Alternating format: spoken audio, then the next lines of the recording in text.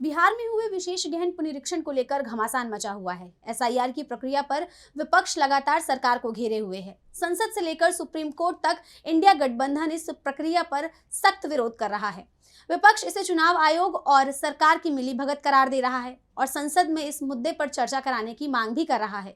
इस मांग को राज्यसभा में विपक्ष के नेता मल्लिकार्जुन खड़गे ने एक बार फिर तीखा हमला बोला है। क्या बोले खड़गे, देखिए इस रिपोर्ट में।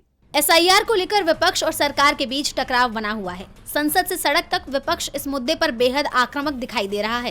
राज्यसभा में विपक्ष के नेता मल्लिकार्जुन खड़गे ने एसआईआर पर चर्चा की मांग को एक बार फिर उठाया है। उन्होंने कहा कि एसआईआर का असर सबसे ज्यादा गरीब, दलित और पिछड़े वर्ग पर होगा। अगर लोकतंत्र को जिंदा रखना है तो एसआईआर पर चर्चा होनी चाहिए। मैं यही चाहता हूँ कि हम सभी लोग ये कोशिश कर रहे हैं।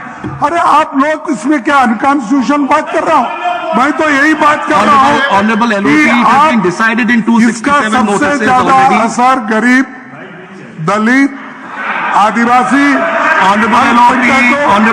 ओबीसी समाज के दूसरे मार्जिनलाइज्ड सेक्शन पर पड़ेगा। बिहार से एसआईआर की शुरुआत है, अब बंगाल, आसाम, पूरे देश में यही एक्सरसाइज करने जा रहे हैं। Thank you honourable LO. हमारे पिछले कुछ दिनों से ये स्पष्ट मांग रही है कि एसआईआर पर चर्चा हो।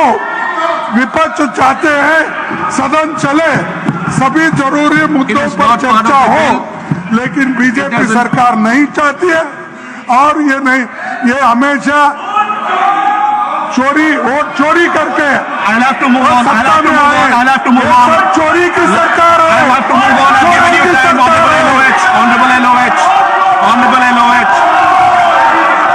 एसआईआर को लेकर विपक्ष और सरकार के बीच तनातनी बरकरार है। बिहार में हुई इस प्रक्रिया को इंडिया गठबंधन विवादित बता रहा है।